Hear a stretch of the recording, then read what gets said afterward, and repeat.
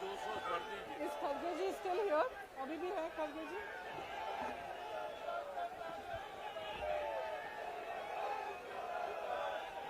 इस खड़गे जी still here?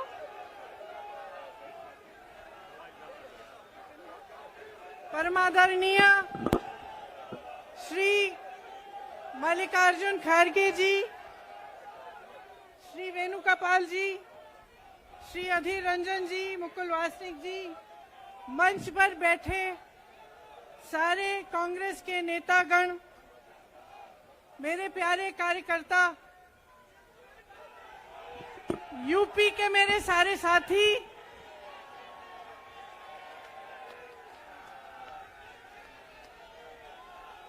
हम आज यहाँ, सुनाई दे रहा है?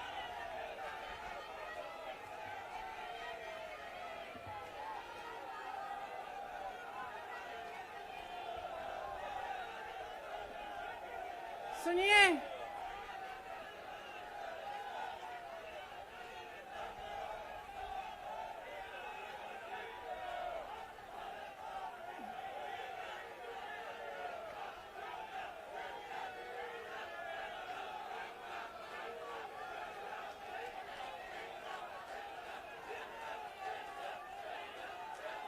अब बोलूं? इजाजत है? मेरे यूपी के भाइयों, बोलने दो। देखिए, यहाँ पे बैठे हुए मेरे मन में एक पुरानी बात आई। 32 साल पुरानी बात है। मई 1991 की बात है। मेरे पिता की शव यात्रा तीन मूर्ति भवन से निकल रही थी। अपनी मां के साथ और अपने भाई के साथ हम एक गाड़ी में बैठे थे। सामने भारतीय सेना की एक ट्रक थी, फूलों से लदी हुई थी। उसके ऊपर मेरे पिताजी का शव था। थोड़ी देर काफिला चला, 5-10 मिनट चला। फिर राहुल कहने लगे मैं उतरना चाहता हूं। तो मां ने मना किया। उस समय सुरक्षा का भी बहुत वो था। तो मां ने कहा नहीं, तुम उतर नहीं सकते। राहुल ने जिद की, नहीं मैं उतरूंगा। मैंने मां से कहा मां उतरने दो। राहुल गाड़ी से उतरा। उस सेना की ट्रक के पीछे खड़ा होके चलने लगा और तीन मूर्ति से लेके कड़ी धूप में अपने पिता के जनाजे के पीछे पीछे पैदल चलते चलते चलते चलते यहां पहुंचा। इस जगह से कुछ 400-500 गज दूर यहां पर मेरे शहीद पिता के अंतिम संस्कार मेरे भाई ने किए।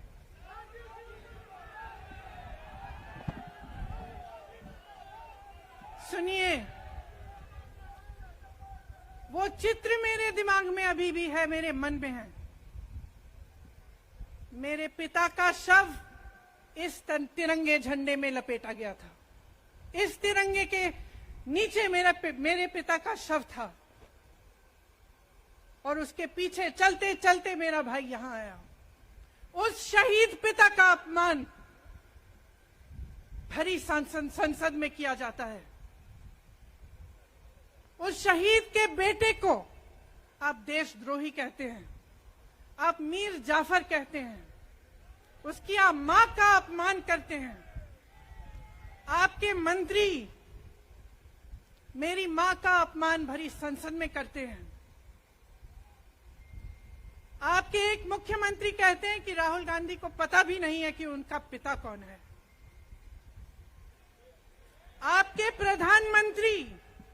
आपके प्रधानमंत्री भरी संसद में खड़े होकर कहते हैं कि ये परिवार नेहरू नाम को इस्तेमाल क्यों नहीं करता। पूरे परिवार का अपमान करते हैं। कश्मीरी पंडित समाज के रिवाज का अपमान करते हैं, जिसके तहत एक बेटा अपने बाप के मरने पर पगड़ी पहनता है, परिवार की परंपरा को आगे बढ़ाता है। लेकिन आप पर कोई मुकदमा नहीं होता, आपको 2 साल की कोई सजा नहीं मिलती, आपको जेल की सजा नहीं मिलती, आपको संसद से कोई बाहर नहीं निकालता, आपको मना नहीं करता कि 8 सालों के लिए आप चुनाव नहीं लड़ सकते। क्यों? मैं पूछना चाहती हूं क्यों? आज तक हम चुप रहे हैं, हमारे परिवार का अपमान करते गए करते गए करते गए। मेरे भाई ने क्या कहा? संसद में वो मोदी जी के पास गए और उनसे गले लगे। मेरे भाई ने कहा मैं आपसे नफरत नहीं करता हूं, मेरे दिल में आपके लिए कोई नफरत नहीं है, हमारी विचारधारा अलग है, लेकिन हमारी नफरत की विचारधारा नहीं है। तो मैं पूछना चाहती हूं, एक आदमी का कितना अपमान करोगे? कितना अपमान करोगे? क्या यही है इस देश की परंपरा? आप परिवारवादी कहते हैं, तो भगवान राम कौन थे? भगवान राम को वनवास में भेजा गया, उन्होंने अपने परिवार, अपनी धरती के प्रति अपना धर्म निभाया। क्या भगवान राम परिवारवादी थे? क्या पांडव परिवारवादी थे कि वो अपने परिवार की संस्कारों के लिए लड़े? और हमें क्या शर्म आनी चाहिए कि हमारे परिवार के सदस्य शहीद हुए इस देश के लिए, कि इस झंडे में उनका खून है, इस धरती में उनका खून है, इस देश के लोकतंत्र को मेरे परिवार के खून ने सींचा है। और जो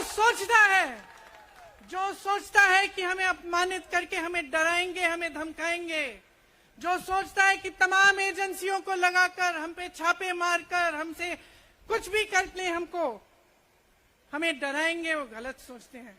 हम डरने वाले नहीं हैं, हम और मजबूती से लड़ेंगे। हम इस देश के लोकतंत्र के लिए कुछ भी करने के लिए तैयार हैं। इस देश के लोकतंत्र को, इसकी नींव कांग्रेस पार्टी के महान महापुरुषों ने डाली है। कांग्रेस पार्टी लड़ी इस देश की आजादी के लिए और आज भी इस देश की आजादी के लिए ही लड़ रही है। कभी कभी मैं सोचती हूं, मुझे समझ में नहीं आता कि पब्लिक क्या सोच रही है। क्या देख नहीं रही है क्या हो रहा है? क्या आपको दिख नहीं रहा है कि आपकी सारी संपत्ति लूटी जा रही है, एक आदमी को दी जा रही है, गिने चुने उद्योगपतियों को सब कुछ दिया जा रहा है? किसकी संपत्ति है? ये राहुल गांधी की संपत्ति है, ये आपकी संपत्ति है। ये पीएसयू किसके हैं? किसके लिए बनाए गए? आपके लिए बनाए गए, जो ऐसे एक के बाद एक इनको बेचे जा रहे हैं, दिए जा रहे हैं। इसी से तो आपका रोजगार आता है, छोटे उद्योगों से, छोटे व्यापारियों से आपका रोजगार आता है, किसी बड़े अडानी से नहीं आता। रोजगार नहीं देते, छीनते हैं आपका रोजगार। तो आप समझ क्यों नहीं पा रहे हैं? आप गैस के सिलेंडर के लिए 1000 रुपए दे रहे हैं और यहां आपकी सारी संपत्ति किसी को सौंपी जा रही है। राहुल गांधी जी ने क्या कहा? अरे कौन सा इतना बड़ा जुल्म कर लिया कि आपसे 2 सवाल पूछ लिए, जवाब नहीं दे पाए ना, घबरा गए। और जो अहंकारी होते हैं, तानाशाह होते हैं, क्या करते हैं? जब सवालों का जवाब नहीं दे पाते तो पूरी सत्ता को लेकर जनता को दबाने की कोशिश करते हैं। जो सवाल उठाता है उसको दबाने की कोशिश करते हैं। आपने कभी सोचा है, आंखें खोलिए, आपने कभी सोचा है कि ये पूरी सरकार, ये सारे मंत्री, ये सारे सांसद एक आदमी को बचाने की क्यों इतनी कोशिश कर रहे हैं? इस अडानी में है क्या कि इसको आप सारी संपत्ति दे रहे हो देश की? 20 हजारों करोड़ शेल कंपनियों में इनकी हैं, और आप इन पे इंक्वायरी नहीं कर सकते? ये अडानी है कौन कि आप सब उनका नाम उठते ही बौखला जाते हैं और उनको बचाने में लग जाते हैं? देखिए, आप इस देश के देशवासी हैं, ये देश आपका है, ये लड़ाई आपकी है। आज तमाम नौजवान बेरोजगार क्यों हैं? हम इश्तेहार तो देख रहे हैं, होर्डिंग देख रहे हैं, मदर ऑफ डेमोक्रेसी लिखा है, कहते हैं कि हमारी अर्थव्यवस्था बहुत तेजी से आगे बढ़ रही है, तो इतने नौजवान बेरोजगार क्यों हैं? तो जहां जहां हम जाते हैं बेरोजगार नौजवान क्यों दिखते हैं? इतनी महंगाई क्यों है? इतनी महंगाई क्यों है? क्या आप इतने बड़े काम कर सकते हो लेकिन एक गैस सिलेंडर का दाम कम नहीं कर सकते? आप छोटे व्यापारियों की मदद नहीं कर सकते? आप रोजगार नहीं बनवा सकते? तो फिर आपकी सरकार किस काम की है? लोगों को दबाने के लिए है या अडानी जी को आगे बढ़ाने के लिए है? तो आज ये समय आ गया है कि हमें गंभीरता से सोचना पड़ेगा। ये सरकार पूरी कोशिश करती है कि आपका ध्यान भटकाया जाए। अब आप सोचिए, कन्याकुमारी से कश्मीर तक एक आदमी चला, उसके साथ लाखों लोग चले। क्या पैगाम लेके चला? किस लिए चला? उसके दिल में क्या भावना थी कि लाखों लोग देश भर से उससे जुड़ के चले? समता, एकता की भावना थी। आज आपके सारी मीडिया, आपके सारे मंत्री, आपके सारे सांसद, आपके सारे कार्यकर्ता कह रहे हैं कि राहुल जी ने विदेश जाकर देश का अपमान किया, राहुल जी ने एक वर्ग का अपमान किया। क्या एक आदमी जो कन्याकुमारी से लेकर 5000 किलोमीटर कश्मीर तक चल के ये रोज रोज कहता है कि इस देश को एक होना चाहिए, सबको समान दृष्टि से देखना चाहिए, क्या ये आदमी देश का अपमान कर सकता है? क्या ये आदमी एक वर्ग का अपमान कर सकता है? तो ये आदमी क्या कर रहा है? ये आपकी आवाज उठा रहा है। ये क्या कह रहा है? कह रहा है कि गरीबों को अपना हक दो, नौजवानों को अपना हक दो, महिलाओं को अपना हक दो। यही तो कह रहा है।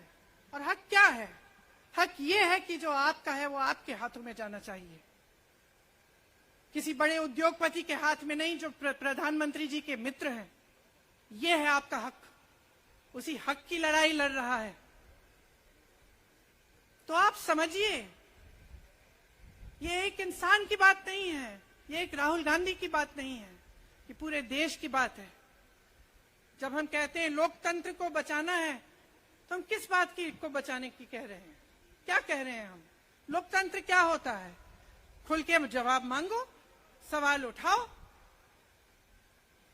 यही तो लोकतंत्र है कि आपको कोई आपत्ति है, कोई समस्या है, आप किसी के पास जाकर अपना हक मांग सकते हैं। आप कह सकते हैं, भाई हमारे लिए ये क्यों नहीं किया, इतनी महंगाई क्यों है, हमारे लिए रोजगार क्यों नहीं बनाए। लेकिन आज यही हक आपसे छीना जा रहा है और आपका ध्यान इधर उधर भटकाया जाता है और इतनी चीजों को फैलाया जाता है जो सच नहीं है, झूठों को फैलाया जाता है। आप सोचिए, राहुल गांधी दुनिया के सबसे बड़े जो शिक्षा के संस्थान है वहां से पढ़ के आए हैं।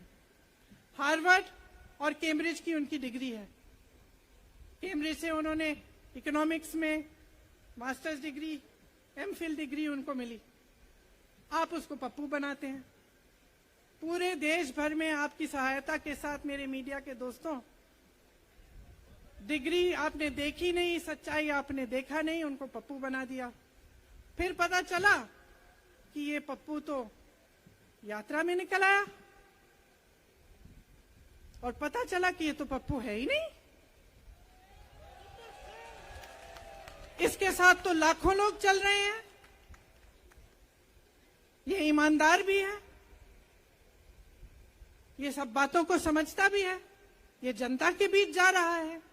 जनता की समस्याओं को सुन रहा है, तो जनता इसके साथ चली जा रही है। तो घबरा गए कि राहुल गांधी ने संसद में वो सवाल उठाए जिनका उनके पास जवाब नहीं है।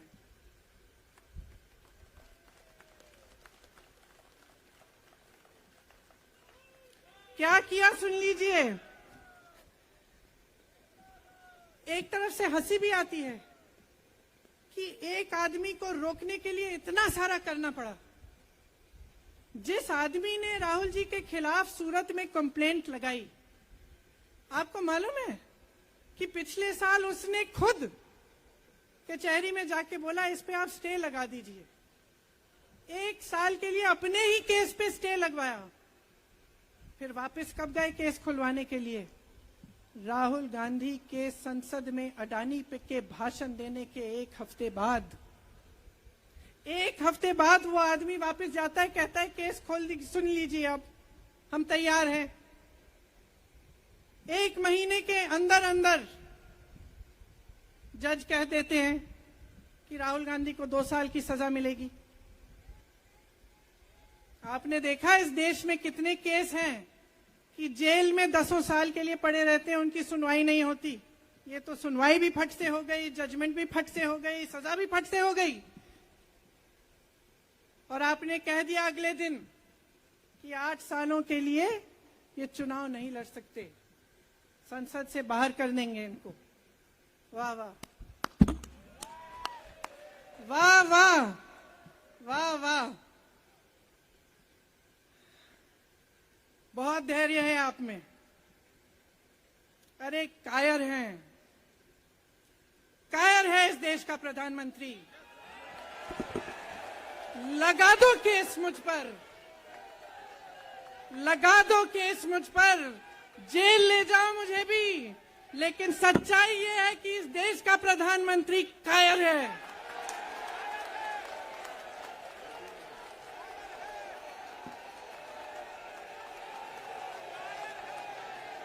अपनी सत्ता के पीछे छुपा हुआ है, अहंकारी है। और इस देश की बहुत पुरानी परंपरा है, इस देश की बहुत पुरानी परंपरा है, हिंदू धर्म की पुरानी परंपरा है कि अहंकारी राजा को जनता जवाब देती है। और इस देश की बहुत पुरानी परंपरा है कि अहंकारी राजा को ये देश पहचानता है। मेरे परिवार ने मुझे एक चीज सिखाई है कि ये देश दिल से बोलता है और दिल से सुनता है। ये देश सच्चाई को पहचानता है। और मैं जानती हूं कि आज वो दिन है जब से सारा कुछ बदलने लगेगा।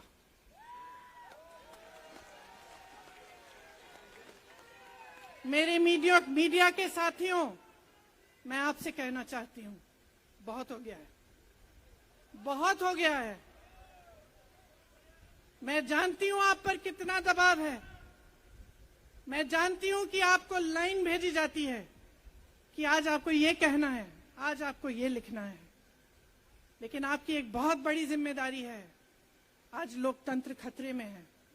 अगर सरकार सवाल उठाने वाले को 8 सालों के लिए संसद से निकाल सकती है, अगर कह सकती है कि तुम्हें चुनाव लड़ने की ही इजाजत नहीं है, तो बहुत गड़बड़ है, बहुत गलत हो रहा है।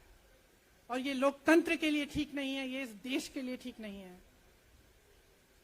जब आप पत्रकार बने, शुरू में जब आप काम के लिए आए, तो आपके दिल में भी ये होगी बात कि देश के लिए मैं सच्चाई बोलूंगा, मैं सच्चाई बोलूंगी। आज आप बोल नहीं पा रहे हैं, हिम्मत करिए, खड़े हो जाइए आप भी। और जैसे खड़गे जी ने कहा कि तमाम पार्टियों ने आज अपनी आवाज उठाई है, उनका हम सब धन्यवाद देते हैं। और हम सबको एक होना पड़ेगा, इसलिए होना पड़ेगा क्योंकि आज ये देश खतरे में है। इस देश की सारी संपत्ति एक आदमी को सौंपी जा रही है और उस आदमी को बचाने के लिए पूरी सरकार खड़ी हो जाती है। बहुत गलत हो रहा है। अगर आज मेरे भाइयों और बहनों आप इसको पहचान नहीं पाएंगे तो इस देश को बहुत खतरे में डाल देंगे। इसीलिए यहां खड़े हुए महात्मा गांधी जी की समाधि के कुछ ही गज दूर खड़े हुए मैं आपको याद दिलाती हूं कि कितनों ने इस देश के लिए अपना खून बहाया है, कितनों ने इस देश की धरती, इस देश की आजादी के लिए अपना खून बहाया है। ये अफसर हैं यहाँ तैनात खड़े हैं, इसी तरह से इनके भाई सरहद पे खड़े होते हैं हमारे लिए, आज भी अपना खून बहा रहे हैं। क्या इसके लिए? क्या अडानी जी के लिए? कि अपने देश के किसान के लिए, अपने देश के गरीब के लिए, अपने देश के छोटे व्यापारियों के लिए, महिलाओं के लिए, अपने बच्चों के भविष्य के लिए हम सब अपनी जान देने के लिए तैयार हैं। तो मैं आपसे आग्रह करती हूं मेरे देशवासियों, आंखें खोल लो, समय आ गया है, डरो मत। राहुल गांधी के शब्दों में डरो मत, इनका सामना करने का समय आ गया है। एकजुट हो जाओ, सामना करो, इस देश की सच्चाई को उभारो, इस देश की एकता को बनाए रखो और इस देश को आगे बढ़ाओ। जय हिंद, जय हिंद, जय हिंद।